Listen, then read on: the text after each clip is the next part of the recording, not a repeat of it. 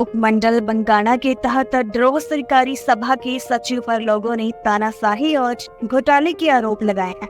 स्थानीय अन्य मेंबरों का कहना है कि सचिव पिछले 20 सालों से अपनी मर्जी से अपने रिश्तेदारों को कमेटी में रखता है और बिना लोगों को जानकारी दिए ही सभा के चुनाव आयोजित करता है। कुछ लोग इस फैसले से नाखुश हैं। लोग चाहते हैं कि सभा का चुनाव न हो। कुछ लोगों ने आरोप लगाए हैं कि सचिव उनके जमा पैसे को देने में भी आनाकानी करता है, तो वहीं कुछ लोगों का कहना है कि लोन पर उनसे मनमाने ढंग से ब्याज वसूला गया है और कई फर्जी लोन बना दिए गए हैं। वीरवार को आसपास के कुछ गांव के लोग अपनी समस्या को लेकर कोऑपरेटिव इंस्पेक्टर के कार्यालय बंगाणा पहुंचे, लेकिन इंस्पेक्टर वहां नहीं मिले। लोगों ने अपनी समस्या एसडीएम बंगाणा की समक्ष रखी है। लोगों की मुख्य मांग यह है कि जो कल चुनाव हो रहा है वह रद्द किया जाए।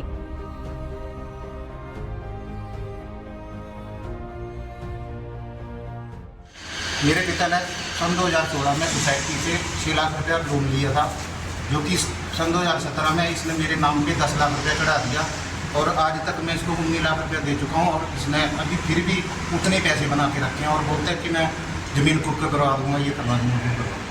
कितने पैसे वापस कर दिया? मैंने 19 लाख वापस कर दिया इसको। अच्छा, 19 लाख वापस। आपके पास रिकॉर्ड है 19 लाख का? 6,000। हाँ जी, प्रूफ है। मेरे पिता ने 6 लाख रुपये में ज़मीन पे रहन रखी थी, फिर इसने मेरे नाम पे सन 2017 में कर दी। 8-9 महीने में इसने 4 लाख ब्याज जोड़ दिया। ऐसी कौन सी सोसाइटी है जिसमें 8 महीने में 6 लाख पे 4 लाख ब्याज बन जाता है? तो आपने शिकायत की कहीं? मैंने कहीं हर जगह शिकायत की। मैंने 11 नंबर पे भी डाला, सब कुछ किया। जो भी ऑडिटर आते हैं उसकी बात सुनते हैं, वो उनको पैसा खिला देता है और बात ही नहीं सुनते कोई भी। अब आपका अगला कदम क्या रहेगा?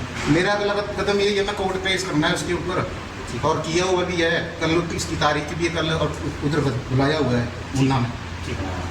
तो आप भी चाहते हैं कि चुनाव नहीं होना चाहिए? हाँ जी, ये नहीं होना चाहिए चुनाव। ऐसे लोगों को चुनाव क्या होने चाहिए? जो है ही बेईमान लोग, वो कैसे चुनाव लड़ेंगे?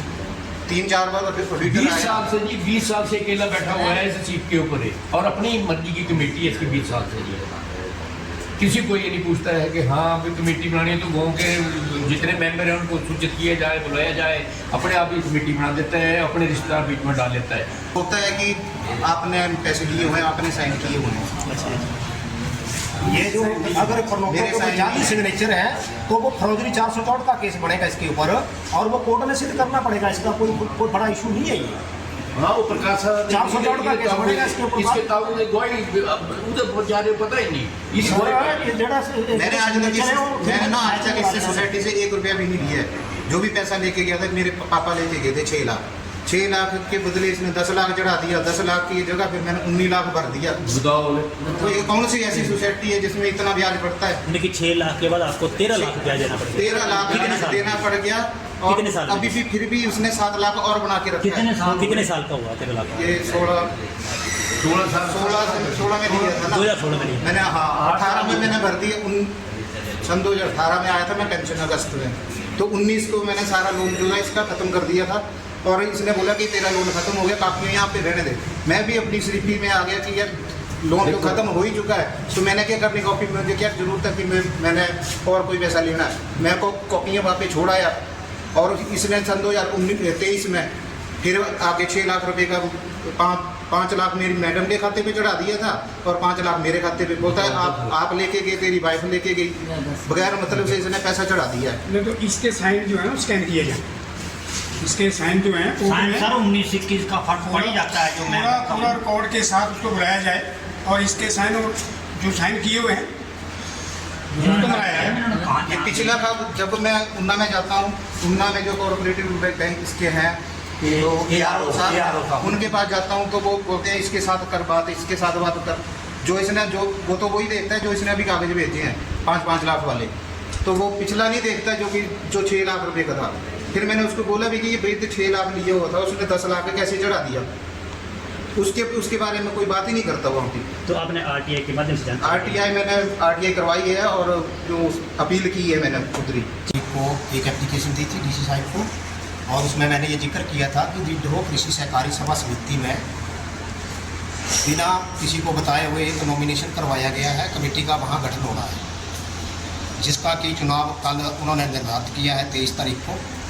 तो उसके संदर्भ में हम आए हैं कि हमारी पुकार करने के बाद भी विभाग के कानों के ऊपर कोई झूठ नहीं रहेगी, ना तो ये नॉमिनेशन रद्द किया गया, ना तो किसी को सूचना दी गई। ये हमारे साथ बुजुर्ग आए हैं, हम किसी राजनीतिक कर कोई ये नहीं कर रहे हैं कि हम राजनीति करने आए हैं।